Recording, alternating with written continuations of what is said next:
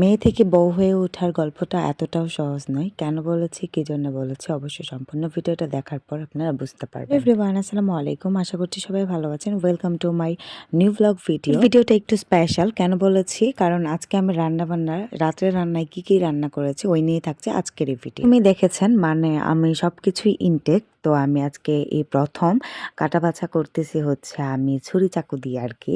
তো যাই হোক, আপনারা দেখতেই পাচ্ছেন খুব সুন্দর করে আলুগুলো আমি ছিলে নিয়েছি। আজকে অনেক কিছু রান্না করা হবে। তো মাঝখানে একটা কথা বলে নিই, সেটা হচ্ছে মেয়ে থেকে বউ হওয়ার গল্পটা এত সহজ না, এটা আমি প্রথমে বলেছি। বলার একটাই কারণ, এখন নিজের সংসার হয়েছে, কাজকাম সবই করতে হবে।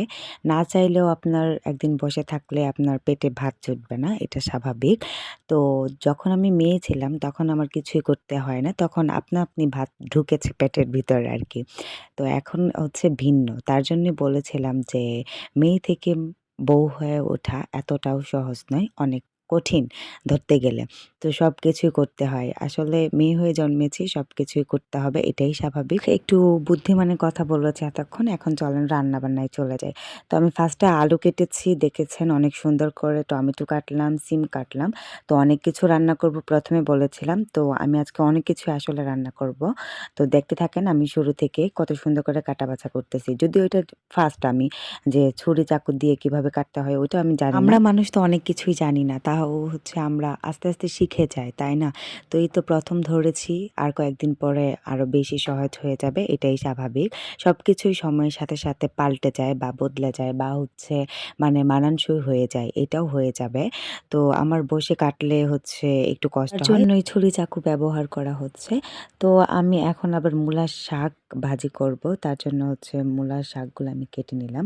যদিও প্রথম ছুরি দিয়া এতটাও মিহি হয় নাই। যদি বটি দিয়া কাটি তাহলে কিন্তু অনেক বেশি মিহি হইতো। তারপরে এখানে পেঁয়াজের পাতা কেটে নিলাম। এখন সবকিছু একেবারেই কুটাবাছা করে নিচ্ছি। ধুয়ে একদম রান্নায় চলে যাব আরকি। সবকিছু এভাবে একবারে করে নিলে হয় কি রান্নাটা একটু সহজ হয়। আমি মনে করি যেটা। এখন আপনার সংসার হয়েছে, আপনাকে রান্নাবান্না করেই খেতে হবে। তাই না? রান্নাবান্না ছাড়া কোনো কিছু চলবে না।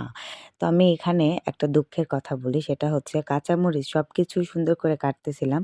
বাট কাঁচামরিচটা আমার এত কষ্ট হইছে যা বলার বাহিরে। তবে এটা আমার শিখতে হবে খুবই তাড়াতাড়ি করে। এছাড়া সবকিছু আমি অনেক সুন্দর করে আস্তে, আস্তে করে কেটেছি। আমি যখন ভিডিও করি অনেকে অনেক কথা বলে। বাট আমি কারো কথা না কানে দেই না।